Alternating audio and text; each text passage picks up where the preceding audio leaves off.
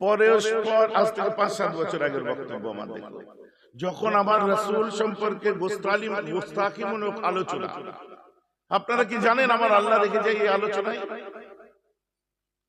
আমার রাসূল ছাগল চড়াতেন, তাহলে তিনি কি গরিবের ছেলে বলে ছাগল চড়াতেন? গুরবাতের মধ্যে দিয়ে নিজের লাইফস্টাইলকে সেট করেছিলেন, কিন্তু আমার রাসূল গরিব ছিলেন না। বলেন না সুবহানাল্লাহ। কেন এই কথা বলছেন? সব বক্তারা বলছেন রাসূল গরিবের ছেলে বলতে বলতে, মানে বাচ্চা বলতে বলতে, আবার শুনেছেন আপনারা এই সেই অমুক তমুক ভিখারি টিকারি, এর বাচ্চা ওর বাচ্চা, নবীকে আমার রাসূল, এগুলো আমার রাসূল আপনারা ঈমান নিয়ে বলেন। মরতে হবে, কবরে ঢুকতে হবে, খোদার কসম করে তার বুকে হাতটা রেখে বলেন রাসূল সম্পর্কে এই কথা বলতে ইচ্ছা করে আপনার? আপনার মন গায়রাত আপনার বলে যে আমার নবী সম্পর্কে এই ভাষাগুলো ব্যবহার করি? যেটা ছিল না আমার রাসূল, আর সে সম্পর্কে আমি যখন বাড়াবো আমার স্ট্যান্ড পয়েন্ট থেকে আমি সরি যাও, পারবেন না। মাথা থেকে বার বলে দিন, আপনি একটা ছোট্ট ওখানে দোকান করেছেন, তার পাশে আমি 14,000 স্কয়ার ফিটের বড় শপিং মল করেছি বলে 25 বছরের দোকানিটা হিসাব জানে না বলা ভুল হবে। কথা বুঝতে পারছেন না? 25 বছরের দোকানিটা হিসাব জানে না, হিসাব করতেই জানে না। আপনি বড় দোকানদার হয়েছেন বলে ওকে আপনি ছোট করতে পারেন না। তারপরে কি আপনি ইদানিং ব্যবসা আরম্ভ করেছেন, তাই সবার ব্যবসাটা ছোট লাগছে, কিন্তু একদিন যখন লসে রান করবে দেখবেন বিগ বাজারের মতো অনেক বড় বড় বাজার, কি বলে সব ছিল না, উঠে গেল, সিসিডি উঠে গেল, বিগ বাজার উঠে গেল, বড় বড় এয়ারলাইন্স কোম্পানি উঠে গেল, কত বড় বড় কোম্পানি বন্ধ হয়ে গেল, যেগুলো ব্র্যান্ড ছিল এক সময়। কারণ তাদের ঔদ্ধত্যতা, তাদের অহংকার।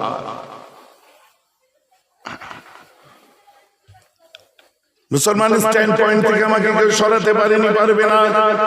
আর জাতির কাছে বিভ্রান্তিকর কথাবার্তা যখন আসবে রাত সিদ্দিকী তখনই গর্জে উঠেছে, এটাকে আপনি আমায় রুখতে পারবেন না।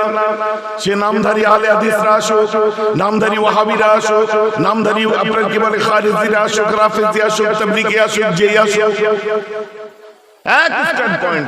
এখন লক্ষ্য করে দেখুন, গুটিয়ে তারা কোথায় গেছে আর আমরা কোথায় আছি। লক্ষ্য করে দেখুন, বান্ডিল হয়ে তারা আজ কোথায় গেল, তাদের অবস্থান কি। আর আশারি মাতুরিদির আলেম ওলামা সিলসিলায়ে ফুরফুরা যেটা এখানে বলে, সারা পৃথিবীতে আমরা আশারি মাতুরিদি আকীদার মানুষ, যে আকীদায় ফুরফুরা চলে, তাদের আজ অবস্থান সারা পৃথিবীতে 97% বাকি বান্ডিল হয়ে গর্তে ঢুকে গেছে। এখান থেকে আমি চিল্লাচ্ছি, সিরিয়া থেকে কেউ চিল্লাচ্ছে, জামিয়া আজহার থেকে কেউ চিল্লাচ্ছে, লেবানন থেকে কেউ চিল্লাচ্ছে, এখানেও হাজার হাজার আলেম ওলামারা চিল্লাচ্ছে। কথা আমার বুঝতে পারছেন কি পারছেন? আমরা তো ইউনাইটেডলি কাজ করছি, একই ভাষা সারা পৃথিবীর সব জায়গায় পাবে, তখন বুঝে নেবেন এরা হচ্ছে এই লাইনের আলেম।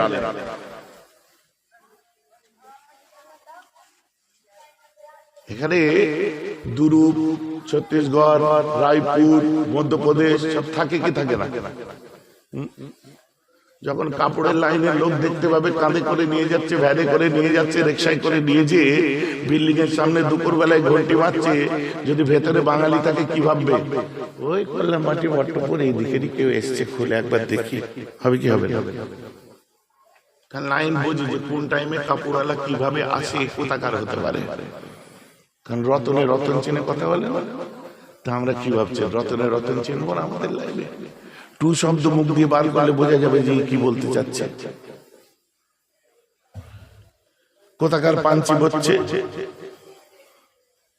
কোন সহবতে উঠা বসা করছে। একটা জানাজার ঘটনা শুনিয়েছিলাম না? জানাজা নামাজ যে পড়াচ্ছে আমি তাকে দেখেই চিনে নিয়েছি, হিমাল মোনাজাত করবে না। ও দেখে আমি চিনলাম কি করে? ওয়াজ তোমার আগেও শুনেছেন আপনারা। আজকে বড় দুঃখ লাগে, আফসোস লাগে, আমার রাসূলকে নিয়ে যখন বলে আমার ভেতরে কনকন করে, আর না বলে আমি থাকতে পারি না। আমাকে বলে এদের সঙ্গে বসে, ওদের সাথে বসে, ওর সঙ্গে আলোচনা কেন করতে যাব? রাসূল আমার, আমি আমার রাসূলের ইজ্জতে আঘাত লাগলে আমি আগে চিৎকার করব, কে কি বলছে আমি দেখতে যাব না। কথাটা আমার বুঝতে পারছেন তো? পারবি তো এই ময়দানে?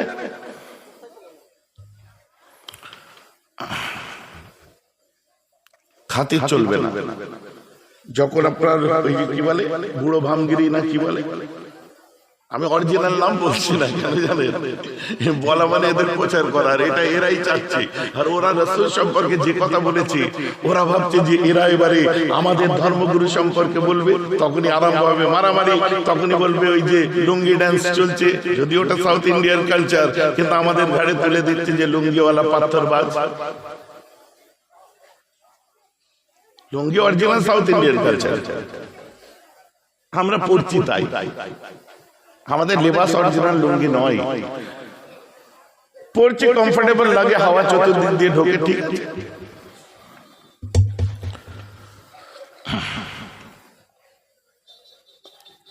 যখন তারা রাসূলের বদনাম করতে গেছে, সঙ্গে সঙ্গে আমি ধরিয়ে দিয়েছিলাম, আমার ওয়াজ মনে করুন, আমি তোমার কথা শুনবো, তোমার লেভেল লো গ্রেডের মানুষ, তুমি আমার নবীর বদনাম করলে, আমরা মর্যাদা পুরুষোত্তম শ্রীরামকে কিন্তু শ্রদ্ধা করি, তোমরা আমাদের বদনাম করলে, তোমরা আমার ধর্মগুরুর বদনাম করতে পারো, কিন্তু আমার ধর্মগুরু শিক্ষা দিয়েছে তোমরা অন্যের ধর্মের মহাপুরুষদেরকে অসম্মান করো না।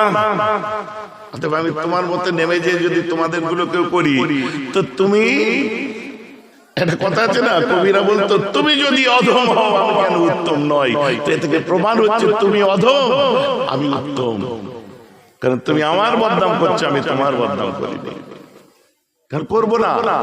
এটা গায়রা তোমাদের বারণ করে, পেটে বিদ্যা আছে। ওই ক্লাস 10-এ পাস করার পর, উচ্চ মাধ্যমিক পাস করে, আপনার বিএ পাস করে, এমএ পাস করে মনে করছে আমি কলেজে গেছি, ইউনিভার্সিটিতে গেছি, বিশাল পড়াশোনা করেছি, একটু প্যান্ট আর শার্ট করতে শিখে গেছি, একটুখানি ভালো করে কথা বলতে শিখে গেছি। রাত 11টার পরে বোঝা যায় যে কি কত দরের, যখন লাইন হোটেলগুলো চুল্লুর থেকে সব আড্ডা মারে। কত দেখেছি কোটটাই পরে রাস্তায় এরকম পড়ে আছে, কত কথা বুঝতে পারছেন না? তো সামনেও যেমন ভদ্র থাকি, পেছনেও ভদ্র থাকি, দিনের বেলায় এক রূপ আর রাত্রে আর এক রূপ আমাদের হয় না, যার জন্য কোনো জাতির মানুষকে ছোট করে দেখা এটা আমার ধর্ম শিখাই না। আর বিশেষ করে বাংলা, কদিন আগে এসে কি বললো, কে গো মারবো এখানে, কি সাধু সাচ্ছ না, যুবকরা সাধু সাচ্ছ, মারবো এখানে, লাশ পড়বে শ্মশানে, কে? হ্যাঁ মিটুন দাদা, হুজুর জানে এরা যায়।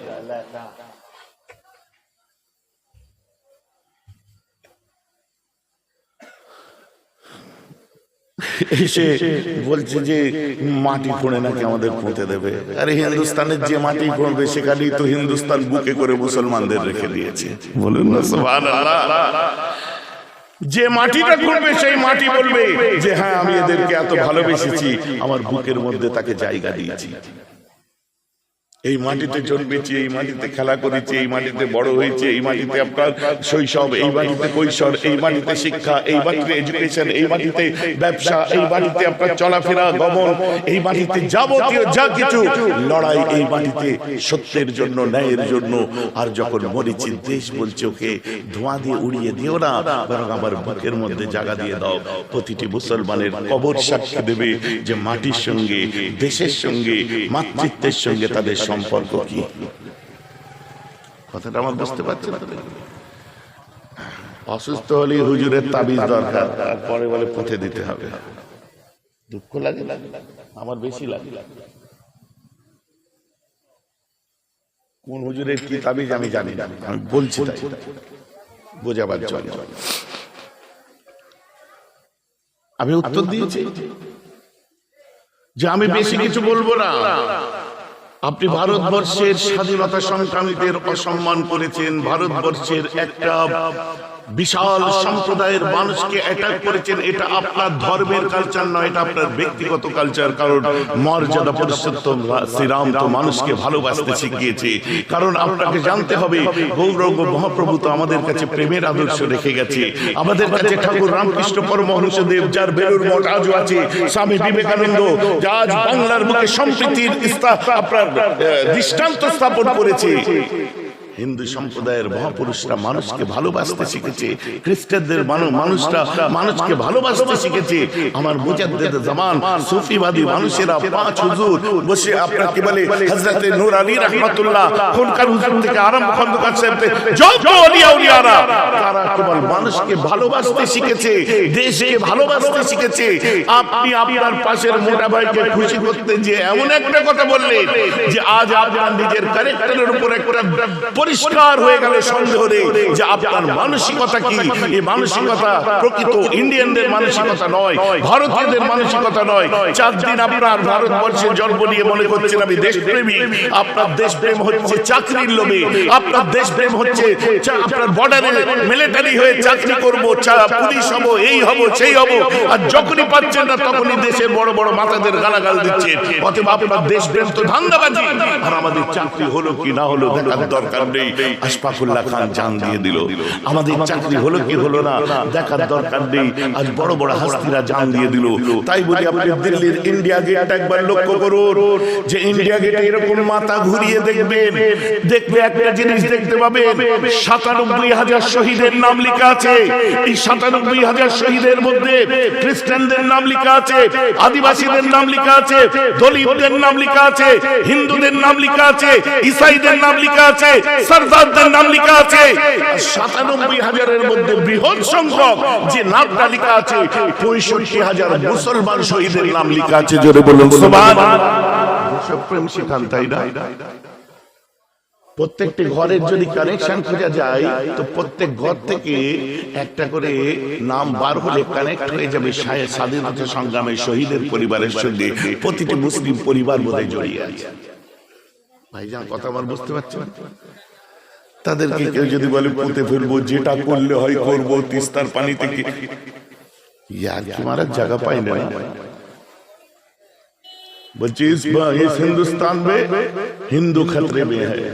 হিন্দু না খাতরায় আছে না মুসলমান খাতরায় আছে, খাতরাই তো এই নেতাগুলো আছে। জানে যদি ইলেকশনে হেরে যায় তো খুব মার মারবে, খাতরাই ওরা আছে। খাতরা চড়িয়ে দিচ্ছে আমাদের ঘাড়ে। আমরা একে অপরের পরিপূরক হয়ে যে বাঁচি, হিন্দু মুসলিম কাঁধে কাঁধ মিলিয়ে যে বাঁচি, এই বাঁচাটার নাম দুর্বলতা নয়, এটার নাম প্রেম, প্রীতি, ভালোবাসা।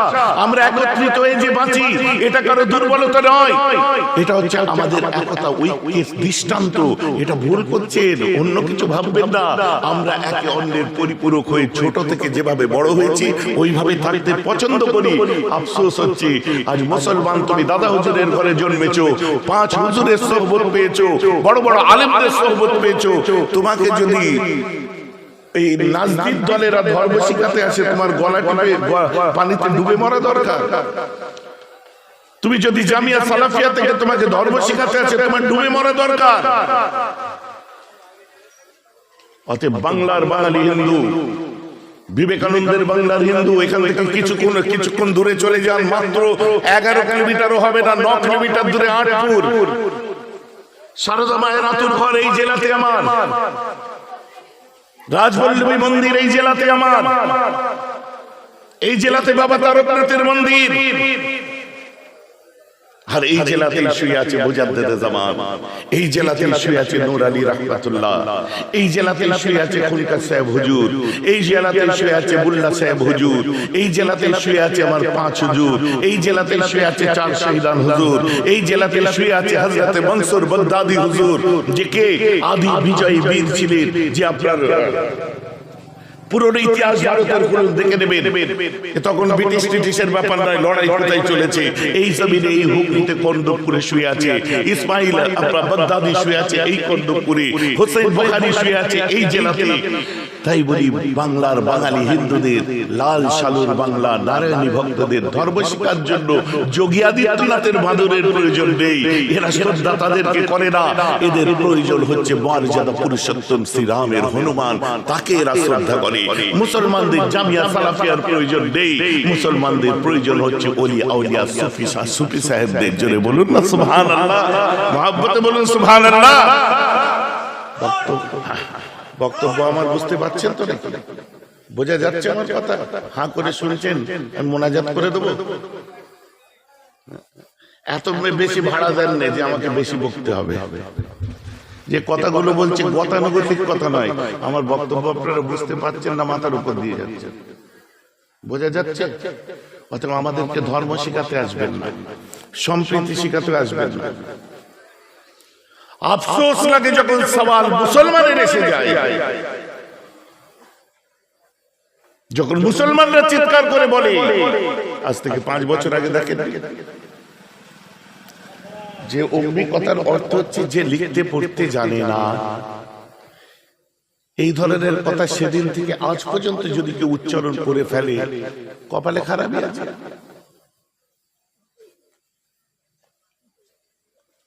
আমার রাসূল উম্মি ছিলেন, এটা কোরআনে আল্লাহ বলেছেন, অস্বীকার করি না। আমার রাসূল উম্মি ছিলেন। এবার বলুন উম্মি কথার মানে কি? বলেন গাধা সোনা ঘষে যদি তুই শিখে গেলি তো আমি ঘাস কাটলাম চলে। আপনার 24 বছর ধরে এই কোরআন হাদিস পড়ে তুই 4টে ওয়াহাবিদের সঙ্গে মিশে সৌদিতে যে হেতা যে হতা যে বোম্বে যে যদি ধর্ম শিখে যাস, আর আলেম ওলামারা কি সব জুতো সেলাইয়ের কাজ করে রেখে?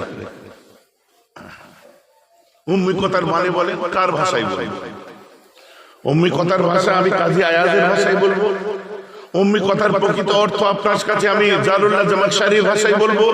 উম্মি কথার ভাষা আমি সানাউল্লাহ পানিপতির ভাষায় বলবো। উম্মি কথার ভাষা হযরতে জালালউদ্দিন সুয়ুতির ভাষায় বলবো।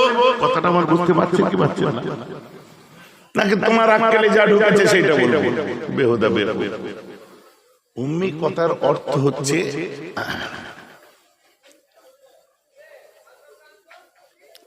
লা ইয়াকরাউ ওয়া লা ইয়াকতুব, যে পড়েন না জানেন না।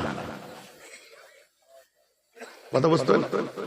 লা ইয়াকরাউ সেগা কি? আমি মুফতি সাহেবকে ডাকলাম, কোথায় চলে গেল কি জানি। আপনারা ভাববেন আমাদের বুঝিয়ে দিচ্ছি। আমি আরবি গ্রামার গিয়ে আমি লা ইয়াকরাউ কোন সেগা আমি জিজ্ঞেস করব, আর এই সেগার মানেটা কি বার হয় ওটা আমি জিজ্ঞেস করব। জানতেন নাই ফয়সালা বার হয়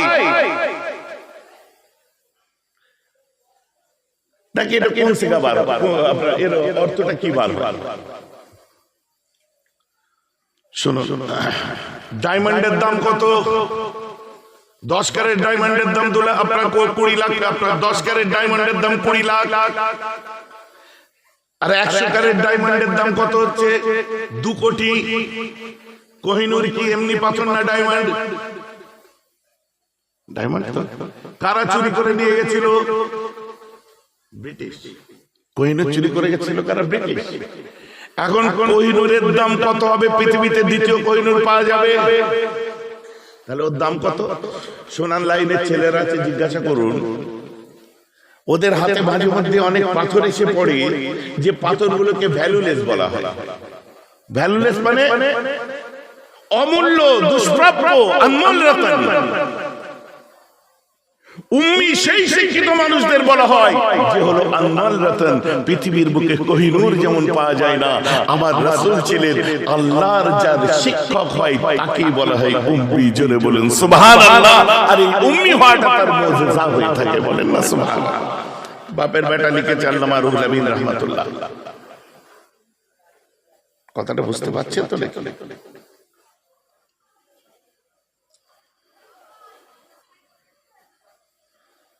নবীজির সব 2-4 পাতা পড়ে নবীজিকে নিয়ে আর কি করা ঠিক না, নাউজুবিল্লাহ।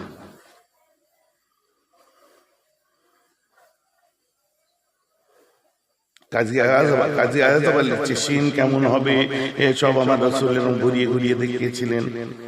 এসব পরে আল্লামা রুহুল আমিন সাহেব কি লিখছে দেখুন। আল্লামা রুহুল আমিন লিখছে উম্মি শব্দের অর্থ যিনি বর্ণমালা লিখতে ও পড়তে না পারা তাহার উম্মি হওয়া একটি মুজিজা বলিয়া গণ্য হইয়াছে। জোরে বলবেন না সুবহানাল্লাহ। কি বললেন? লিখতে পড়তে জানতেন না বললেন। পড়ো, মিথ্যে পড়ি যদি পড়ো। কি লিখছে? আরো বড় করে দিন। উম্মি শব্দের অর্থ লিখতে পড়তে না পারেন তাহার উম্মি হওয়া মুজিজা বলিয়া গণ্য হইয়াছে। তিনি বললেন যে পড়তে জানতেন না, লিখতে জানতেন না। ভাইজান কথা বোঝা যাচ্ছে তো নাকি? এমন মুসলমান, আপনি আমাকে বলে দিলেন, আপনি যখন স্কুলে যান আপনার উস্তাদকে, আপনার উস্তাদ হচ্ছে মাদ্রাসার উস্তাদ, আপনার হাদিসের উস্তাদকে একজন মুহাদ্দিস, আপনার তাফসীরের উস্তাদকে একজন মুফাসসির। দুনিয়ায় যত বড় আলেম হন, আপনার দুনিয়ার টিচার হচ্ছে দুনিয়ার উস্তাদ। অতএব দুনিয়ার উস্তাদের কাছে পড়ে যদি আপনি বড় আলেম হন, আল্লাহ বলছে আর রহমান আল্লামাল কুরআন, আমার আল্লাহ বলছেন কিনা আমি আমার হাবিবকে কোরআনের শিক্ষা দিয়েছি। দুনিয়ার মুফাসসিরের কাছে পড়ে যদি আপনি বড় আলেম হন, খোদা আল্লাহ যাকে পড়াচ্ছেন, আমার আল্লাহ যাকে ইলম দিয়েছেন, আমার আল্লাহ বলছে হাবিব আমি তোমাকে ইলম দিলাম, আমি আল্লাহ তোমাকে ইলম দিলাম, যে ইলম মা লাম তাকুনু তা'লামুন, যে ইলম সম্পর্কে কেউ জানে না। আর হাবিব তুমি এখন তালিম দিতে পার হও যে ইলমটা সম্পর্কে পূর্বে তারা কখনো জানতো না।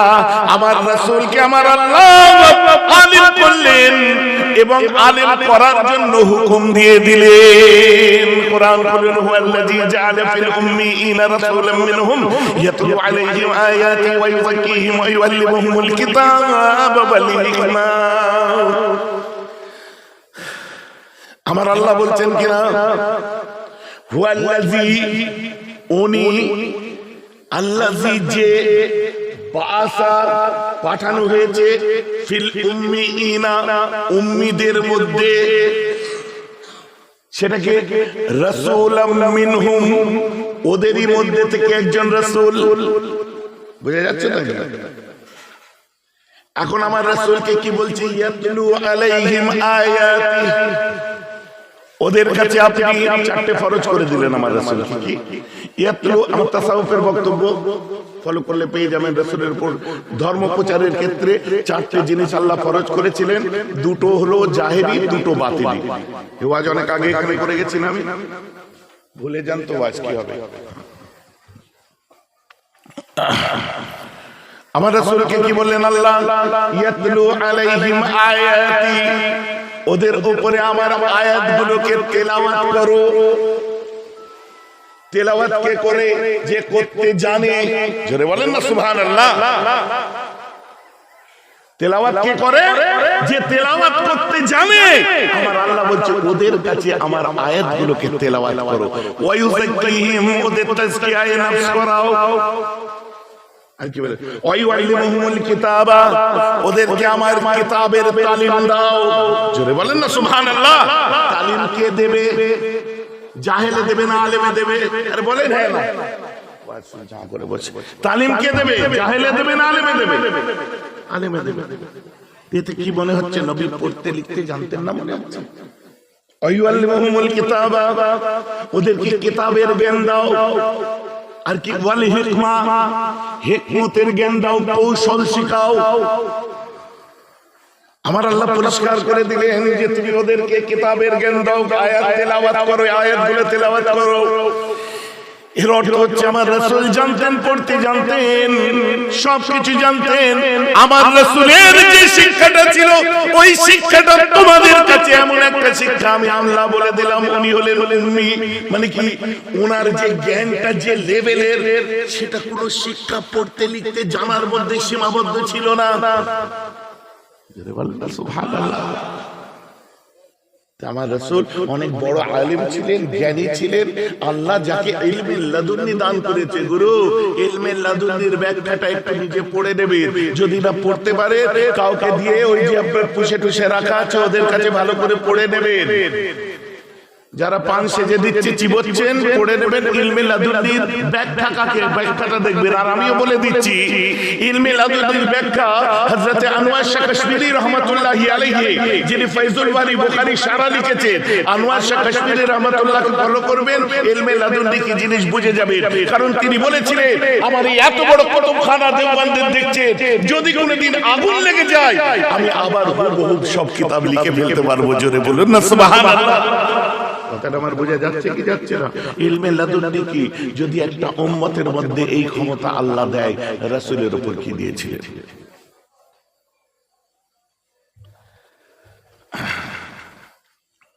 কত বড় আলেম ছিলেন, না ভাইজান লিখতে কি সত্যি যে বলছে, তোর মনে এই প্রশ্ন আসার আগে গলায় দড়ি দিয়ে মরে যাবে।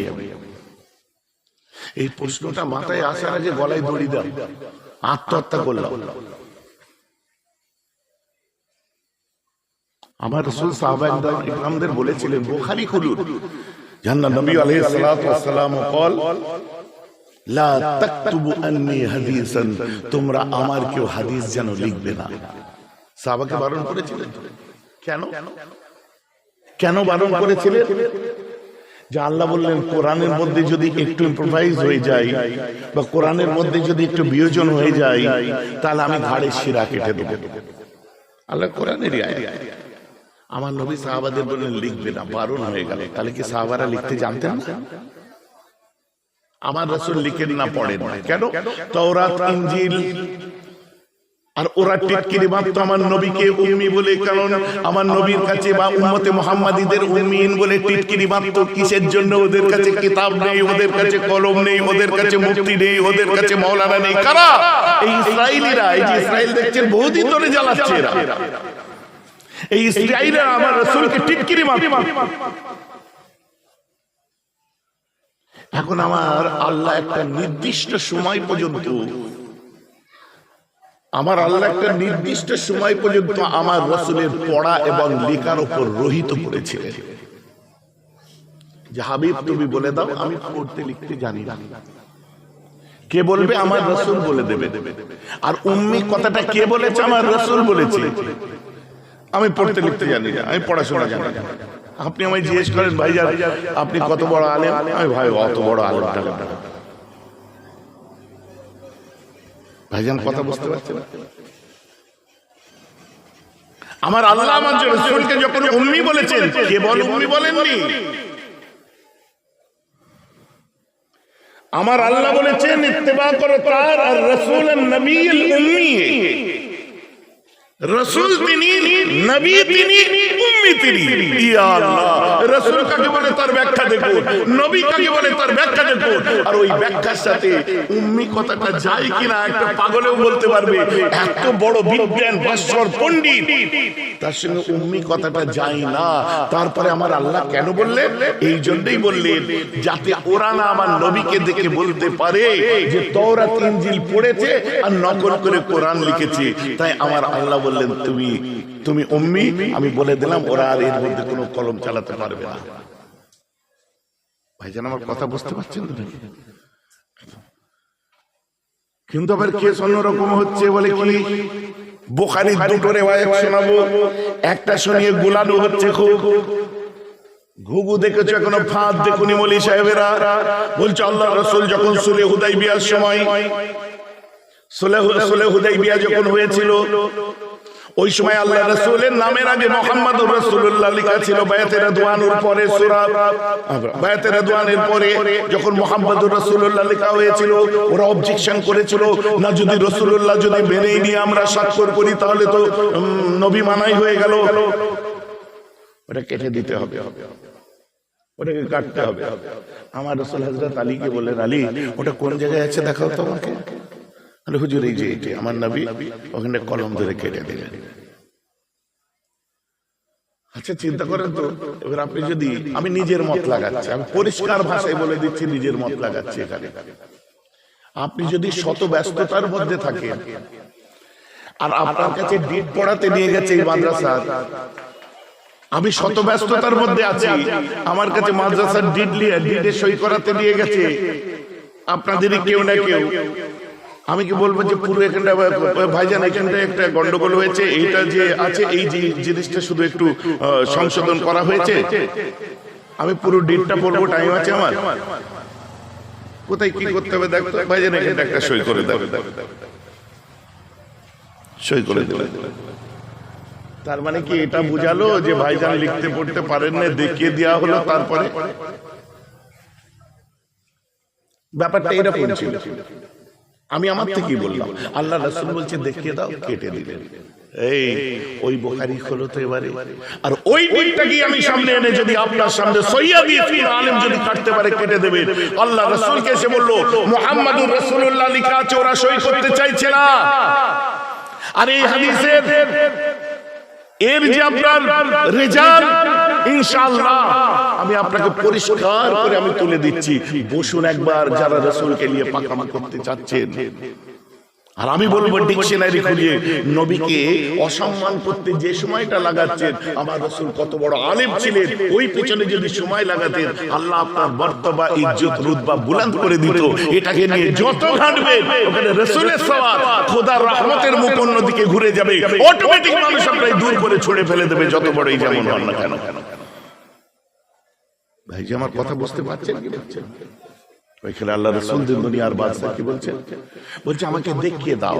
আল্লাহ রাসূল দেখিয়ে দেওয়ার পর নিজের হাতে মুহাম্মাদুর রাসূলুল্লাহ কেটে উনি লিখলেন মুহাম্মদ বিন আব্দুল্লাহ। জোরে বলুন না সুবহানাল্লাহ। নবী তো লিখেও ফেললেন। কাজী আয়াজ কি লিখছে শিফা করে দেখুন।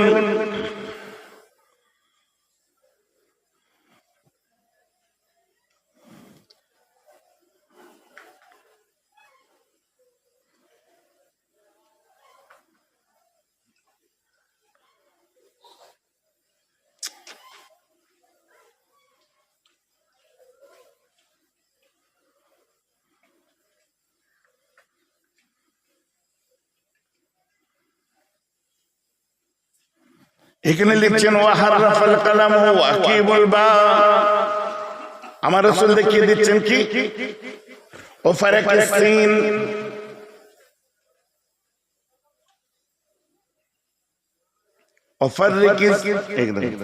ওফারাকিস সিন। তারপরে লিখছেন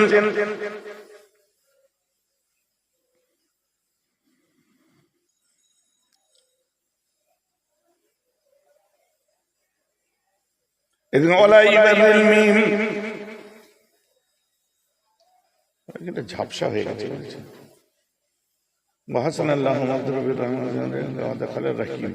আচ্ছা আমার রাসূলের আমি সার অর্থটা আপনাদেরকে বলে দিই।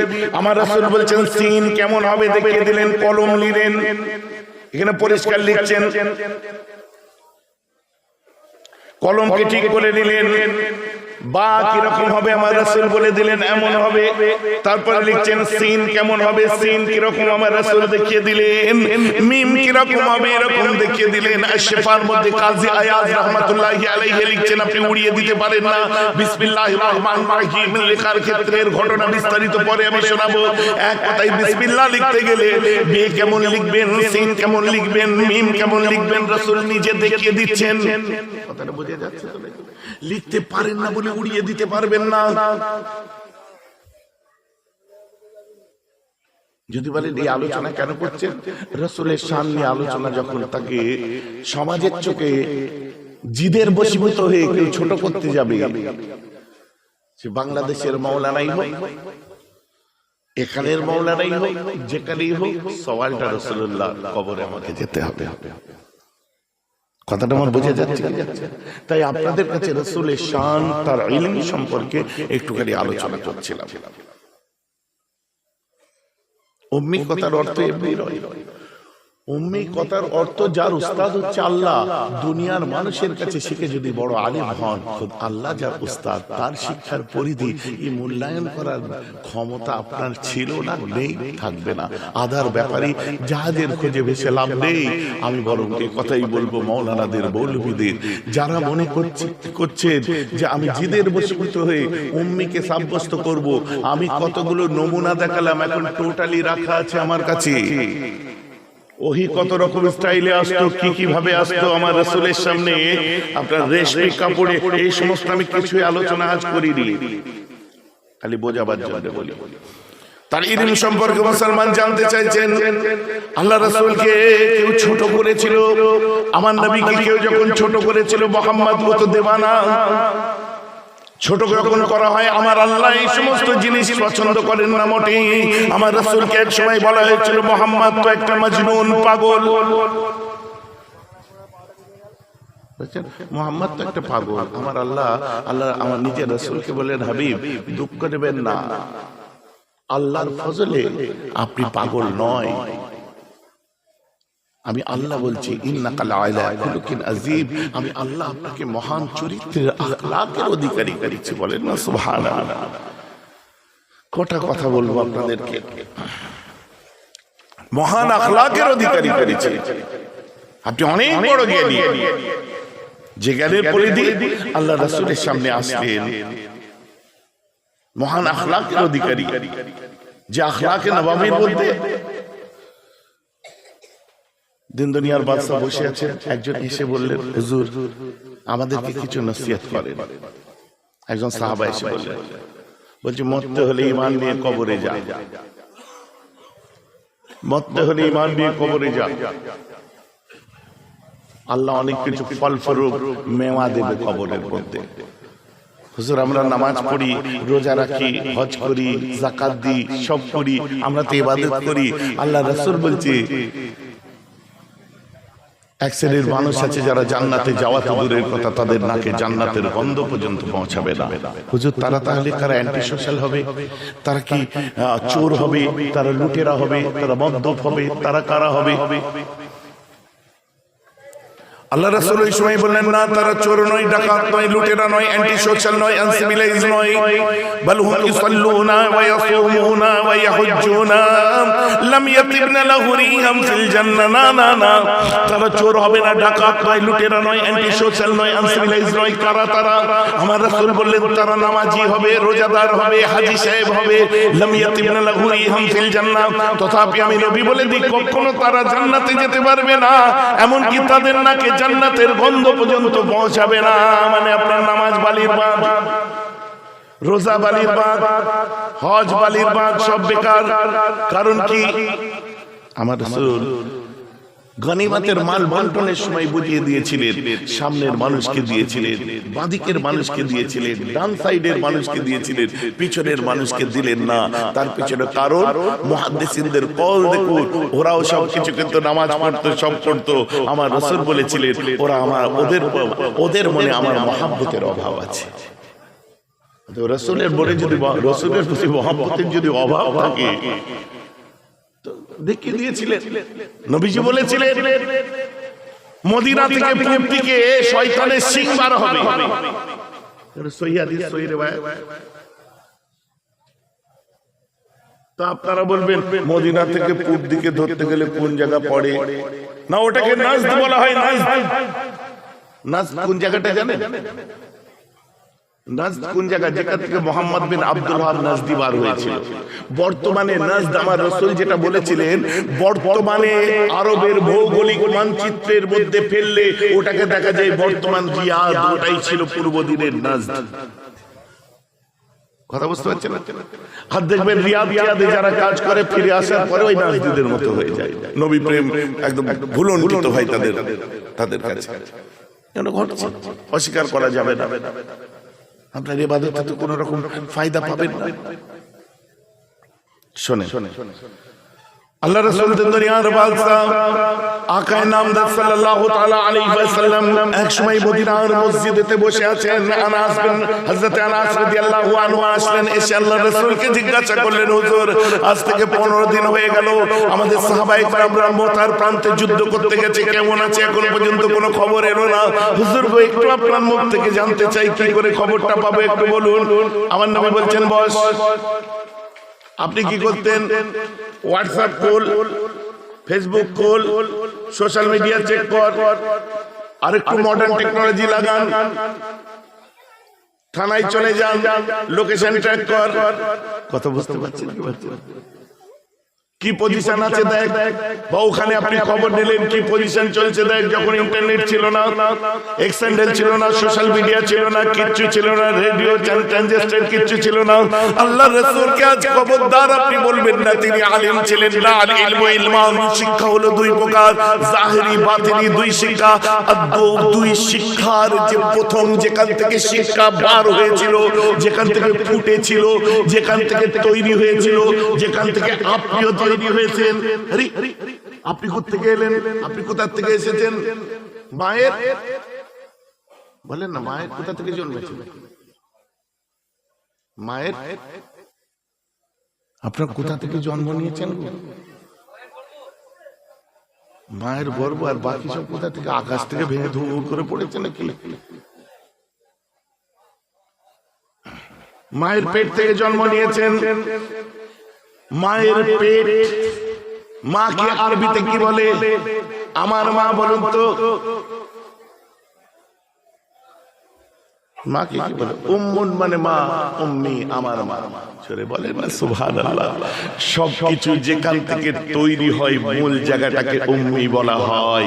যেমন নাকি কোরআনের মধ্যে প্রথম সূরা সূরা ফাতিহাকে বলা হয় উম্মুল কোরআন, মানে কোরআনের মূল। আপনি লক্ষ্য করে দেখুন এখন সূরা ফাতিহাকে এই জালিমগুলো বলছে যে কোরআনের অংশ নয় বলে বাদ দিয়ে দিতে চাইছে। দুদিন পরে এই ফিতনাটা সামনে আসবে। আজ আমি শুনিয়ে দিলাম, ডেটটা লিখে দিন। দুদিন পরে এই ফিতনা আপনাদের সামনে যদি না আসে তখন আমাকে বলবেন, কারণ এ স্টার্ট হয়ে গেছে, এখন আমাদের দেশে এসে পৌঁছায়নি। শোনার জন্য প্রস্তুত হন, 2 বছর 1.5 বছরে আপনারা পেয়ে যাবেন। কোরআন পাক বলুন উম্মুল কুরা কাকে বলা হয়েছে? কোন জায়গাকে বলা হয়েছে? মক্কা শরীফ, যেখানে আমার রাসূল কাবা, আমার রাসূল যেখান থেকে জন্মেছিলেন, যেখানে কাবা আছে, ওটাকে কোরআনের ভাষায় বলা হচ্ছে উম্মুল কুরা। পৃথিবীর সব কিছুর মা ওখান থেকে ফুটেছে। দেশ শহর যাই হোক, পৃথিবীর প্রথমে স্টার্ট হচ্ছে ওইটা উম্মুল কুরা। কোরআন পাকে আছে। উম্মুল কিতাব কোনটা? উম্মুল কোরআন হচ্ছে সূরা ফাতিহা। এখন আমার রাসূলকে আল্লাহ উম্মি বলেছেন, এখন আমি কি ব্যাখ্যা করব? আমি নয়, বড় বড় মুহাদ্দিসিনরা বলেছে সবকিছুর ইলম যেখান থেকে ফুটেছে, নবুয়ত যেখান থেকে ফুটেছে, জমিন যেখান থেকে ফুটেছে, তালিম যেখান থেকে ফুটেছে, কে মুকাতেবা যেখান থেকে ফুটেছে, মুকালেমা যেখান থেকে ফুটেছে, হাদিস যেখান থেকে ফুটেছে, সারা পৃথিবীর সবকিছু জ্ঞানের উৎস যেটা, যেখান থেকে সবকিছু ফোটে ওটাকে উম্মি বলা হয়। জোরে বলুন সুবহানাল্লাহ। অতএব আমার রাসূলকে উম্মি বলা হয়েছে এই জন্যই উনি পড়তে লিখতে, ওনার পড়া লেখা ওনার কাজ নয়, কিন্তু ওখান থেকে পড়া লেখা শিক্ষা সবকিছু ফুটেছে। একটা সময় পর্যন্ত আমার নবী লেখেননি, পড়েননি। পরবর্তীতে যার নবুয়তের পর থেকে আমার রাসূলের মতো আলেম আল্লাহ যখন তাকে প্রকাশ করে দিলেন, সারা পৃথিবীর বুকে আর দ্বিতীয় খুঁজে পাওয়া যাবে না। জোরে বলুন সুবহানাল্লাহ। উম্মি ওয়ার্ড ক্লিয়ার হয়ে গেছে। আল্লাহ কোরআনে বলেছে, আমিও মানি আপনিও মানেন, কিন্তু যে মর্মে অর্থ নেওয়া হচ্ছে, লিখতে পড়তে জানতেন না, নিরক্ষর। এখন পড়তে জানেন না যদি কেউ বলে, বাইরে কারা কারা তাকে হাত তোলো, ভাইরা হাত তোলো, তোলো না, বাইরে থাকিস তোলো, হাত তোলো। কি হচ্ছে? বাইরে অনেক ভাইরা থাকে। কেউ যদি হঠাৎ করে তোমার সামনে এসে বলে দেয় যে পীর সাহেব হয়ে গেছে, যদি বলে ফেলে, আপনি কি বলবেন? তার সঙ্গে তর্ক করবেন? আরে চু মানে অন্য কিছু নয়, চুহা বলতে চাচ্ছে। আপনি মাথা গন্ডগোল আছে, ভুল শুনছেন। যদি কেউ বলে ফেলে পীর সাহেব कैसा चू इंसान है यार, যদি বলে দেয়, আপনি কি বলবেন? সালা নাদান, আনপড় কहीं का बात বলবেন তো নাকি? মানে যে পড়তে জানে না ওকে বলা হয় আনপড়। বলেন উম্মি কথার অর্থ যদি পড়তে জানে না হয়, আল্লাহ রাসূলকে এই কথাটা বলেন। বলেন দিলে দিলে বলেন, সঙ্গে সঙ্গে ওরে বাবা না রে বাবা, হচ্ছে কি হচ্ছে না, হচ্ছে কি হচ্ছে না, সওয়ালটা রাসূলের। অতএব উম্মি কথার অর্থ পড়তে জানে না, ডিকশনারি বাংলা খুলে দেখাচ্ছেন। আর ওই কথাটা যদি উর্দু ডিকশনারিতে যান, যার অর্থ দাঁড়াচ্ছে আনপড়। অতএব নবীর শানে যে কথাটা যায় না ওটা আপনি বলতে যাবেন না। নবীর সাথে যে কথাটা যায় না, নবীর সাথে যে কথাটা বেমানান, আমার রাসূলের সামনে বলা তো দূরের কথা, নিজের স্ত্রী আম্মা আয়েশা একটু জোরে কথা বলে ফেলেছিলেন, কোরআন নাযিল হয়ে গেছে, আর উম্মত তুমি বিয়াদবি করবে। তার মানে ওই জন্য বলেছে মৌলী সাহেবের আগে জাহান্নামে যাবে। কথাটা বুঝতে পারছেন? সাধারণ মানুষ আর কি হচ্ছে রাসূলের ক্ষেত্রে। আমি একটা কথা বলি, আল্লাহর কোরআনে কি নাই? আমাকারু আমাকারাল্লাহু আল্লাহু খায়রুল মাকিরিন, আছে কি নেই? এর বাণীটা আমরা কিভাবে শোনাই? বাবা, বেশি ধোঁকাবাজি করো না, বেশি ছলচাতুরি করো না, চক্রান্ত করো না। আসল জায়গায় কিন্তু অনেক বড় ধোঁকা তোমরা পেয়ে যাবে, অনেক বড় চক্রান্তের শিকার হয়ে যাবে। তখন ভাববে যে আমরা কেন এরকম আল্লাহর সাথে করলাম, আমাদের ঠিক টাইমে ইবাদত করা দরকার ছিল, লোকের জায়গা মেরে নেওয়া ঠিক হয়নি, আমি ওদের আপনার নুকতাচিনি করা ঠিক হয়নি, গীবত করা ঠিক হয়নি, রাসূলের শানে গীবত করা, নবীর জন্য আপনার ছোট করা, ভাষা ব্যবহার করা, এগুলো আমাদের উচিত হয়নি। আসল জায়গায় এমন চক্রান্ত পড়ে যাবে, আল্লাহ বলছে তোরা যত ধোঁকাবাজি করছিস কর। পরে বলছেন তুই আসল জায়গায় বড় ধোঁকায় পড়ে যাবি। আল্লাহ এই কথা বলেননি, আমরা বলছি, কারণ ওখানে ভাষাটা হচ্ছে ওয়াল্লাহু খায়রুল মাকিরিন, আল্লাহ পৃথিবীর শ্রেষ্ঠ ধোঁকাবাজ। নাউজুবিল্লাহ বলে, নাউজুবিল্লাহ বলে। এটা কোরআনে বলেছে, কিন্তু আল্লাহকে ধোঁকাবাজ বলা যাবে? আল্লাহর সাথে এই ভাষাটা যায়, যার জন্য আমরা ঘুরিয়ে কথাটাকে বলি যে এই কথাটা বর্তমান অনেক আরবি ওয়ার্ড আছে যেগুলো বাংলায় বলতে গেলে আমাদের সমাজে সেই যেগুলো ছোট লোকদের ক্ষেত্রে ব্যবহার করা হয়। কথাটা বোঝাতে পারলাম?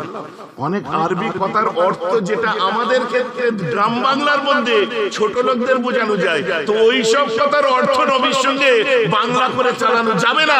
এটাই আমার পয়েন্ট অফ ভিউ।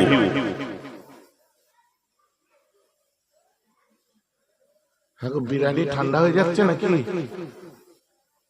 ও কই গো, মাইকে বলছে বিরিয়ানি ঠান্ডা হয়ে যাচ্ছে। চলো তাবারুক দিয়ে দাও, এক্ষুনি সালাম কিয়াম হয়ে শেষ হবে। তাবারুক নিয়ে আসো। আলোচনা হবে, ঘাবড়াবার দরকার নেই, কাজে গিয়ে থাকবে। ওরা হুটোপাটি করছে, আমাদের কাজটা কতক্ষণে তাবারুক টাবারুক দিয়ে ইনান হয়ে বসে দোয়া করবে। ভাইজান বক্তব্য বুঝতে পারছেন? নবীর শানে যেগুলো যায় না আমি সেগুলো বলতে দিই না, বলিও না। আর আমার মুরিদদেরকে কখনো আমি বলবো না যে এগুলো এই ক্ষেত্রে। শোনো, রাইনা কথার অর্থ কি? ইহুদিরা আল্লাহ রাসূলকে টিটকিরি মেরে বলতে রাখাল রাখাল রাখাল, নাউজুবিল্লাহ নাউজুবিল্লাহ নাউজুবিল্লাহ নাউজুবিল্লাহ নাউজুবিল্লাহ, শত কোটিবার নাউজুবিল্লাহ, আল্লাহ মাফ করবেন। কি বলতো রাইনা? এর অর্থ ডিকশনারিতে বার করুন। নবীকে কি বলতেন? আল্লাহ তম্বি করলেন, বললেন খবরদার, আমার রাসূলকে আমি রায়না বলেছি। রায়নার ওই অর্থটা তোমরা করবে না। রায়না হচ্ছে চোখের বিন্দি, যেখান থেকে নজর সরে না, তাকে বলে রায়না। জোরে বলুন না সুবহানাল্লাহ। আমার আল্লাহ ওই তখনকার দিনে আমার নবীকে একটু যার অর্থটা বার হচ্ছে নিষ্পালন, ওইটা আমার আল্লাহ বলতে দেননি। এটা কি আমার আল্লাহর ইশারা নয় যে পরবর্তীতে যদি এমন কোন ভাষা দিয়ে নবীকে ছোট করামূলক কথা আছে, তোরা সেখানে সাবধান হয়ে যাবি? কাটুন আমার কথা। রাসূলকে উম্মে সাব্যস্ত করতে যা সময় লাগানো হচ্ছে, ডিকশনারি খুলে, এই খুলে, অমুক খুলে, তমুক খুলে, আমাদের মুতাকাদ্দিমিনরা যা বলে গেছে ওটাই আমাদের জন্য যথেষ্ট। আমাদের মাশায়েখরা যা বলে গেছে, কিন্তু আমার মাশায়েখরা এমন কোন ভাষা বলে তাকে ছোট করেননি। আর সেটা সাব্যস্ত করতে যে টাইমটা আজ লাগানো হবে, মাওলানা মলি সাহেবরা লাগায়, ওই টাইমটা রাসূলের শানকে নিয়ে আলোচনা করতে যে লাগান, আল্লাহ আপনার দরজা মর্তবা বুলন্দ করবে। কিয়ামতের দিনে রাসূলের সামনে গোলামের মতো দাঁড়াবার সুযোগ পেয়ে যাবে। আর তা নাহলে সেদিন লজ্জা লাগবে যে তোমাকে আমি নিরক্ষর লেখাপড়া জানে না, ওইটা আপনার সাব্যস্ত করতে 7 দিন 8 দিন 10 দিন শুধু লোগাত কাটিয়েছে। উম্মি সাব্যস্ত করতে কি হবে? মরতে হবে। নবীজির কাছে যে দাঁড়াবে, হুজুর আপনার ইলম কি একটু জানতে চাই, আমরা একটু জানতে চাই মুতার যুদ্ধে কি হচ্ছে। আর আমার রাসূল দেখাতে পারবে? ওকে দেখাতে পারবে? পারবে না। আমার আল্লাহ এক জায়গায় প্রসঙ্গত আসলে বলে দিই, কোরআন পাকের মধ্যে কত জায়গায় আমার আল্লাহ বলেছে তার ঠিক নেই। ইন্নাল্লাহা লা ইউহিব্বুল ইন্নাল্লাহা মাফ করবেন, ইন্নাল্লাহা লা ইয়াহদি কওমিজ জালিমিন। কোরআনে আল্লাহ কোরআনে বলছেন ইন্নাল্লাহা লা ইয়াহদি কওমিল কাফিরিন। কোরআনে নেই, আল্লাহ বলছে ইন্নাল্লাহা লা ইয়াহদি কওমিল ফাসিকিন। আল্লাহ বলছেন কিনা আমি ফাসিকদেরকে, জালেমদেরকে হেদায়েত দিতে পারি না। এখন এই কথাটার অর্থ হচ্ছে লা ইয়াহদি কওমিল জালিমিন, ওই জালেমগুলোকে আমি হেদায়েত দিতে পারি না। এই কথা যদি আমি বলি যে আল্লাহ জালেমদের হেদায়েত দিতে পারে না, তোমার বলা যাবে তোরা তো জালেম, তোরা তো ফাসিক, আল্লাহ তোদের হেদায়েত দিতে পারে না, জানিস? শুনেলে ভালো করে এটা বলা যাবে? নাউজুবিল্লাহ, ঈমান থাকবে? অথচ আল্লাহ নিজে বলছে ইন্নাল্লাহ লা ইয়াহদি কওমিজ জালিমিন, আমি জালেমদের হেদায়েত দিতে পারি না। এর মানে কি বুঝিয়েছি? মানে বার করে দিলেই হবে, অর্থ সোজা নয়। আল্লাহ কোরআন পাকের মধ্যে লিখছে, সূরাতুর রহমান খুলে দেখুন, সূরাতুর রহমানের মধ্যে আল্লাহ লিখছেন কুল্লু মান আলাইহা ফান ওয়া ইয়াবকা ওয়াজহু রাব্বিকা যুল জালালি ওয়াল ইকরাম। সূরা রহমান তো নাকি ফাবিআইয়া আলাইহিম, কুল্লু মান আলাইহা ফান, যা কিছু আছে সব ধ্বংস হয়ে যাবে, ওয়া ইয়াবকা, বাকি থেকে যাবে কি? আল্লাহর অস্তিত্ব, তাই তো? শুধু বাকি থাকবে ওয়ায়াবকা ওয়াজহু রাব্বিকা যুল জালালি ওয়াল ইকরাম, আল্লাহর অস্তিত্ব শুধু বাকি রয়ে যাবে, বাকি সব ফানা হয়ে যাবে। জোরে বলুন না সুবহানাল্লাহ। মানে কথাটার মানে এটা, আল্লাহর অস্তিত্ব এটা লেখা আছে, লেখা আছে ওয়ায়াবকা ওয়াজহু রাব্বিকা, ওয়ায়াবকা বাকি থাকবে ওয়াজহু রাব্বিকা, আল্লাহ রব, আমার আল্লাহর চেহারাটা বাকি রয়ে যাবে। তাহলে আল্লাহর চেহারা আছে তো? হ্যাঁ না বলতে হবে, আল্লাহর চেহারা আছে তো? এখন তুমি বলো আল্লাহর চেহারা ছাড়া সব চলে যাবে, ধ্বংস হয়ে যাবে, আল্লাহর মুখটা শুধু রয়ে যাবে, বলো তোমার ঈমান চলে যাবে? আল্লাহর মুখ আছে, শিরক হয়ে যাবে। দু চার দিন ইবাদত করতে শিখে যদি সব শিখে যাই মনে করে, আর আমি দলিল বেশি দিতে চাই না। আমি জানি আমার রাসূল ছিলেন, আমার ঈমান, আমার গায়রত, আমার রাসূল ছিলেন একটা মহান পরিবারের মানুষ, আমার রাসূল ছিলেন সব কিছু তার জন্য, সব ভালো গুণ ছিল তার, সব ইলম ছিল তার। আপনি দেখে করেন, আমার নবী না দেখে করে। আপনি বলবেন ভাইজান মাদ্রাসাটা কেমন হয়েছে একটু দেখেন তো, আমি বলবো দেখো পিলার হয়ে গেছে, থাম হয়ে গেছে, ভেতরের দুটো থাম আপনার মার্বেল হতে বাকি আছে, তারপরে আর কিছু কারেন্টের কাজ বাকি আছে। আপনারা বলবেন ভাইজান পয়সা তো আপনার কাছে আছে, করিয়ে দিতে পারতেন, কেন ঝুলাচ্ছেন? অনেক কিছু ব্যাপার হবে। এভরিথিং ইজ লজিক চলবে। কিন্তু আল্লাহ রাসূলকে যখন জিজ্ঞাসা হচ্ছে, কি জিজ্ঞাসা করছে? হুজুর মোতার প্রান্ত এখান থেকে 15 দিনের দূরে রাস্তা, পজিশনটা কি আছে একটু দেখান, একটু বলেন হুজুর কি অবস্থা, কোনো খবর আছে? أنا أنس قال لي النبي عليه الصلاة والسلام زائدا وزافر وابن رواحة للناس قبل أن يأتيهم خبرهم، فقال أخذ الراية زائد فوصبا حتى أخذ الراية سيف من سيوف الله يعني خالد بن الوليد حتى فتح الله عليهم। আমার রাসূল বলছে শোনো, এই মুহূর্তে আমি দেখতে পাচ্ছি ইসলামের তলোয়ার আছে, ইবনে রওয়াহার হাতে পাগলের মতো যুদ্ধ করছে, ইবনে রওয়াহা শহীদ হয়ে গেল। না না না, কোথায়? 15 দিনের দূরে রাস্তা। ইবনে রওয়াহা শহীদ হয়ে গেল, এখন ইসলামের ঝান্ডা আছে জাফরের হাতে, জাফর পাগলের মতো যুদ্ধ করছে, এক হাতে তলোয়ার ঘোরাচ্ছে। আমার রাসূল বলছেন জাফরও শহীদ হয়ে গেল। না না, ইসলামের ঝান্ডা জমিনে পড়ে যায় নাই, বরং সেটাকে তুলে নিয়েছে যায়েদ, পাগলের মতো যুদ্ধ করছে, যায়েদও শহীদ হয়ে গেল। না না, ইসলামের ঝান্ডা জমিনে পড়ে যায়নি, বরং সেটাকে তুলে নিয়েছে হযরতে খালিদ বিন ওয়ালিদ, যার লকব হচ্ছে আল্লাহর তলোয়ার, তার হাতে আছে ইসলামের তলোয়ার। আমার রাসূল বলছে খালিদ বিন ওয়ালিদ তলোয়ার ঘোরাচ্ছে, তলোয়ার ঘোরাচ্ছে, ওর হাতে ইসলামের ঝান্ডা চৌড়াচ্ছে। এক সময় বলে হাত্তা ফাতাল্লাহু আলাইহিম, আল্লাহ রাসূল বলেন আল্লাহ সত্যের দিকে, হকের দিকে, ন্যায়ের দিকে, মুসলমানদের দিকে, খালিদ বিন ওয়ালিদের দিকে আল্লাহ আমাদেরকে জয়ী করে দিয়েছে। তুই বলতে পারবে এটা কি জ্ঞান বলে? তাই বলেছিলাম ওই জ্ঞান হচ্ছে আনমোল রতন, ও তুই মূল্যায়ন করতে পারবি না। দ্যাটস ওয়াই তিনি উম্মি। আল্লাহ যে জ্ঞানটা দিয়েছে সেই জ্ঞানটা সব জ্ঞানের ঊর্ধ্বে দিয়েছে। আল্লাহ নিজে বলেছেন যে তোমাকে যে শিক্ষা দেওয়া হয়েছে, তোমাকে যা দেয়া ফজলুল আযীম, অনেক বড় আপনার আজমত ওয়ালা। চলে বলেন না সুবহানাল্লাহ।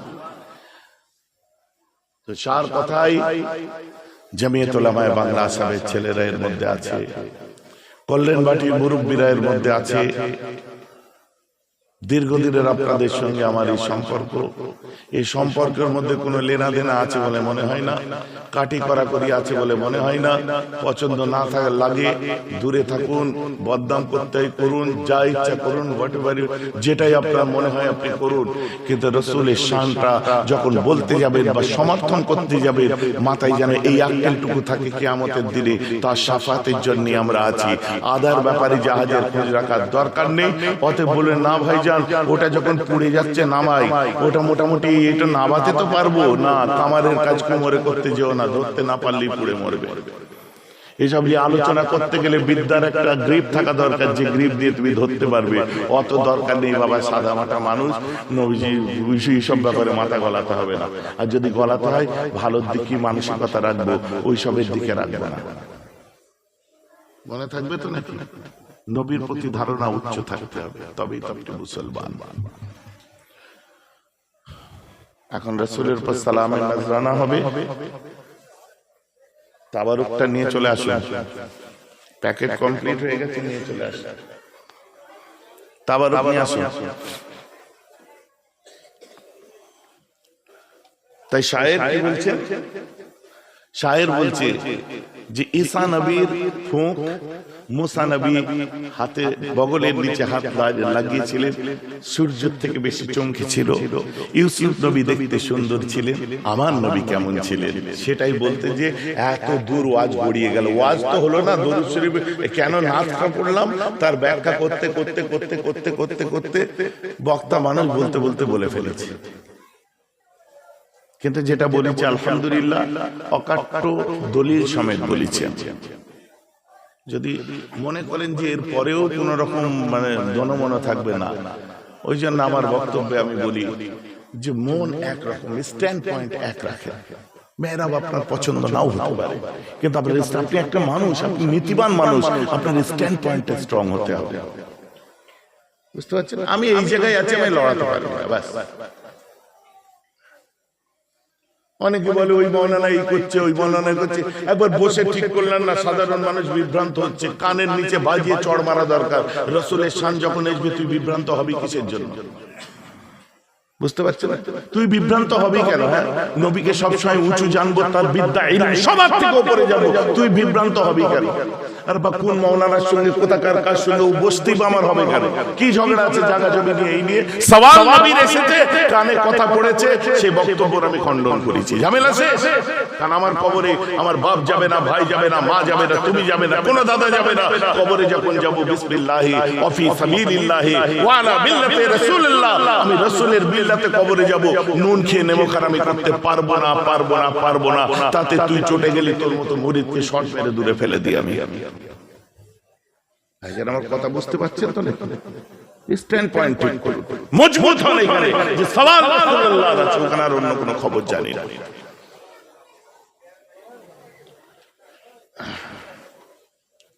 তাই বলছি। তাই শায়ের বলছে কি সব নবীদের আলাদা আলাদা একটা গুণ ছিল, তো আমার রাসূলের কি ছিল? দিতে আরম্ভ করে দাও।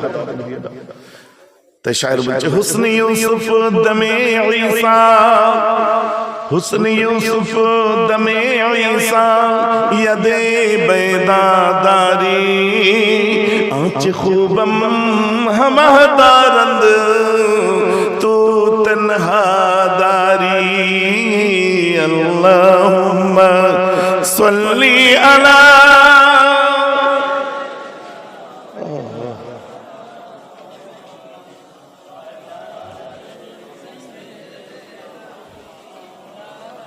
সাবদুল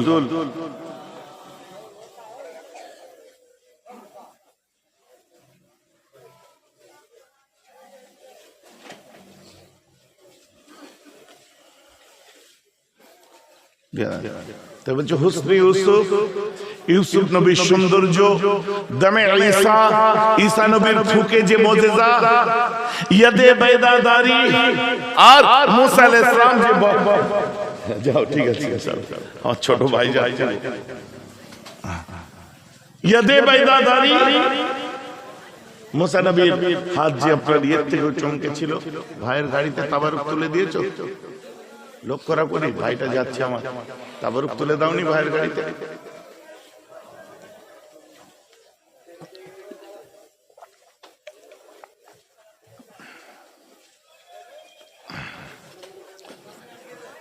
বলছে আছে খুব মাহমাদারান, সবার মধ্যে যে সৌন্দর্য ছিল তো তানহাদারি, আমার জানেন নবী সবকিছুর হকদার, সবকিছু গুণে গুণান্বিত ছিলেন এই আমার নবী। বলুন না সুবহানাল্লাহ। কত সুন্দর কথা বলেছে। এগুলো থেকে আমরা শিক্ষা পেয়েছি।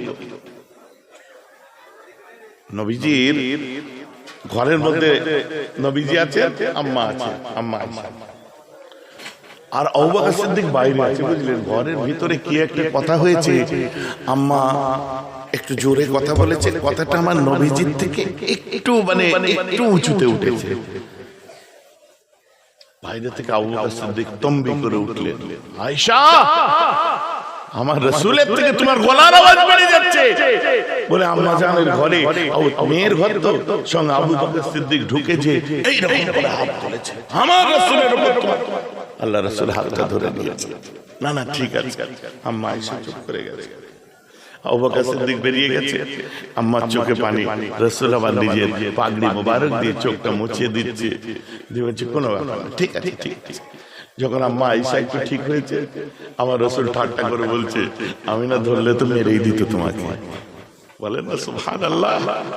পরে আমার আল্লাহ কোরআন নাযিল করে দিলেন, লা তারফাউ আসওয়াতাকুম ফাওকা সাউতিন নবী, তোমরা খবরদার নবীর আওয়াজের উপরে কেউ যেন গলার স্বর, কথা বলা, ব্যাখ্যা করা, ডিকশনারি দেখে কথা বলা, এত তো দূরের কথা, তোমার শুধু শব্দটা বার হলে ওটা যেন নবীর উপরে না চলে যায়, ওই শব্দটা যেন নবীকে আঘাত না করে দেয়, কথা তো দূরের কথা, ওই শব্দটা যেন নবীর শানকে খাটো করার ক্ষেত্রে না ব্যবহার হয়ে যায়, এগুলো তো অনেক দূরের কথা।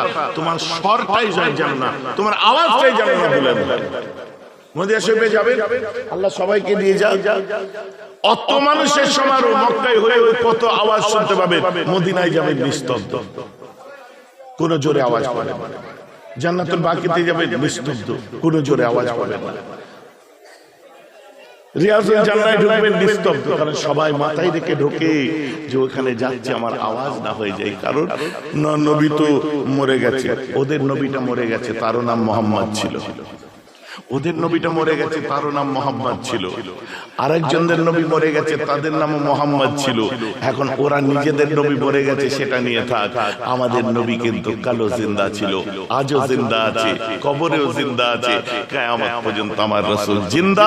এখন তোদের মাথায় ঢুকবে না, তোদের বড় শায়েখরাও মেনে নিয়েছে। লেটেস্ট 1 মাস আগেকারের খবর শোনাচ্ছি যে আমার রাসূল হলো হায়াতুন নবী। বলুন না সুবহানাল্লাহ।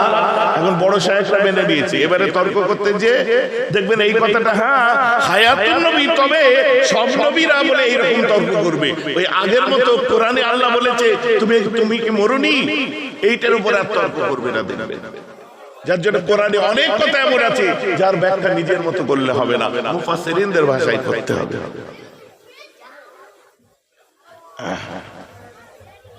আবার একটা আমি বলে দিলাম, মাস 6-7 মধ্যে কানে কথা চলে আসবে ইনশাআল্লাহ।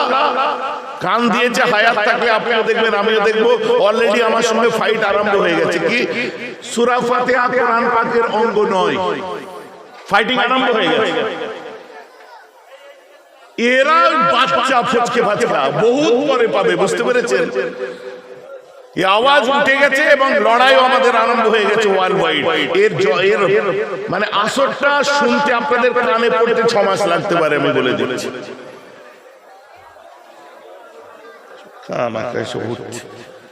আচ্ছা দাঁড়িয়ে কেন তাবারুক দিচ্ছ? দাঁড়ানো মানুষকে সব বসে তাবারুক নাও। কেউ মায়ুস হবেন না, কেউ আপনার খালি হাতে যাবেন না, এতটুকু আমি কথা বলতে পারি। কিন্তু একটা সিস্টেমে আসতে হবে, বসে তাবারুক নেই। আর একটা কথা, আপনাদের এরপরে হয়তো আমার সঙ্গে আর এইভাবে দেখা হবে না। এখন অনেক ছেলেরা আছেন, 21, 22, 23 ফাল্গুন সালে সব, এবারে কোন রকম খাতির চলবে না। যারা খেদমতে হাত লাগান, আপনাদের পরিষ্কার বলে দিচ্ছি, 20 ফাল্গুন ফুরফুরা শরীফে যাবেন, 24 ফাল্গুন ফিরবেন। 2-3 ঘন্টা ডিউটি অফ যেটা হয়, ওই টাইমে ঘরে আসবেন কি করবেন জানি না, তবে হার্ড ডিউটি থাকবে। এবারে কমপক্ষে 40টা ছেলে এই গ্রামে থাকবে, একটু বাড়বে, বুঝতে পেরেছেন? কিন্তু 20 ফাল্গুন যাবেন, 24 ফাল্গুন রাত্রে ছুটি হবে। এই 4 দিন আপনাদের ফুরফুরা দরবারে কাটাতে হবে। কেন? 3 বছর উপর রমজান এসে গেছে। কারণ এবারে ডিউটি অনেক, আর আপনারা জানেন সামগ্রিক খেদমতটা ওখানে করতে হয়। আমার অনেক ভাইরাই করেন, সব ভাইরাই করেন মাশাআল্লাহ, কিন্তু ওই দরবারের ওই জায়গাটায় কিরকম কি হয় আমি আর খুলে খালে বলছি না, ওখানে আমার লোকজন দরকার আছে। ভাইজান কথা বোঝা গেছে তো? তাহলে 20শে ফাল্গুন ঘর থেকে বেরোবেন, 24শে ফাল্গুন ঢুকবেন। সব দিন আপনাদের পারলে আগে আগে ছুটি করে বাইরে থেকে চলে আসবেন, কারণ রোজার ইফতার একই টাইমে। খাবার কি আগে পরে হলে হতো, ইফতার আজান দেবে সব মানুষের কাছে পৌঁছাতে হবে। বোঝা গেছে কি যায়নি? আর সেহরি একই টাইমে শেষ হবে।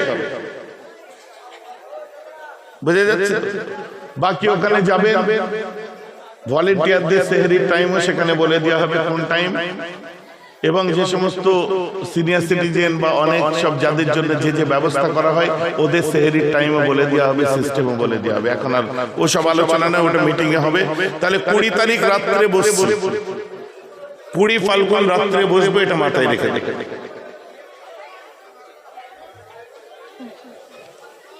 আবার দাঁড়ানো মানুষদেরকে দিচ্ছ কেন? ولما تم من حمله على رأسه 9 أشهر القمرية وأنا للزمان أن ينجلي عنه صدى حضرت أمه ليلة مولوده آسية ومريم في نسوة من الهتيرة الكرسية وأخذك المخاض فولدت النبي عليه الصلاة والسلام كالبدر المنير نورا يتلالى وسلا يا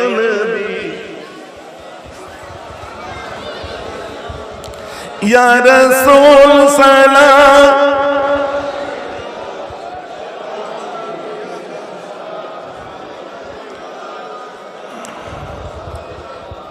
সকলে বলে ইয়া নবী সালাম আলাইকা ইয়া রাসূল সালাম আলাইকা ইয়া হাবিব সালাম আলাইকা সালাম या नबी सलाम